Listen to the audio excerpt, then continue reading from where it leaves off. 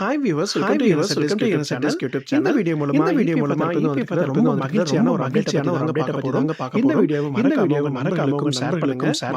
வாங்க வீடியோக்குள்ள போகலாம். ஹாய் ஃப்ரெண்ட்ஸ், இபிஎஃப் சந்தாதாரர்கள் எல்லாருக்கும் பெரிய ஒரு மகிழ்ச்சியான அறிவிப்பு கூட சொல்லலாம். 2024-25 நிதியாண்டுக்கான ப்ரூடென்ட் வட்டி வந்து அதிகப்படுத்தியிருக்காங்க. இப்போ வந்து பாத்தீங்கன்னா 8.25% வந்து கவர்மெண்ட்ல பண்ணிருக்காங்க ஆஃபீஷியலாவே. இந்த வீடியோல முழு தகவல்களையும் புதிய வட்டி விகிதம் இது மூலமா நன்மைகள் சேமிப்புல என்ன மாற்றங்கள் அது மட்டும் இல்லாம ஒரு சில முக்கிய ஆலோசனைகள் உங்களுக்கு சொல்லுங்க. வீடியோக்குள்ள போகலாம். அது மட்டும் இல்லாம இபிஎஃப் ஓல வர தனியார் துறையில வேலை பார்க்கும் எல்லாருமே வந்து அவங்க சம்பளத்துல பேருக்கு 12% வரையில இபிஎஃப் ஓல வந்து பிடித்தம் பண்ணிட்டு இருக்காங்க. அதுல வந்து நிறுவனமும் அதே அளவு தொகையும் செலுத்திட்டு இருக்காங்க. இந்த பணம் இபிஎஃப்ஓக்கு வந்து போயிட்டு இருக்குங்க. அது மட்டும் இல்லாம வருட இறுதியில வந்து வட்டியும் வந்து கவர்மெண்ட்ல இருந்து கொடுத்துட்டு இருக்காங்க.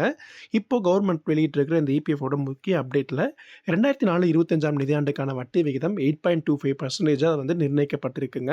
போன வருஷம் அதாவது 2023-24 நிதியாண்டுக்கு 8.15% வந்து இருந்துச்சுங்க. இந்த ஆண்டு 0.10% வந்து அதிகப்படுத்தியிருக்கிறாங்க. இது பணவீக்கத்தையும் முதலீட்டு வருமானங்களையும் கருத்தில் கொண்டு தீர்மானிக்கப்பட்டுள்ளதால இந்த இபிஎஃப்ஓ உயர்வால சேமிப்பாளர்களுக்கு நிறைய வருமானமும் கூடுதல் வருமானமும் கிடைக்க போகுது. இதனால என்னென்ன நன்மைகள்லாம் இருக்கு அப்படின்னு சொல்லி பார்த்தீங்கன்னா, இந்த உயர்வு உங்களோட சேமிப்புல நேரடியா தாக்கம் பண்ண போகுதுங்க.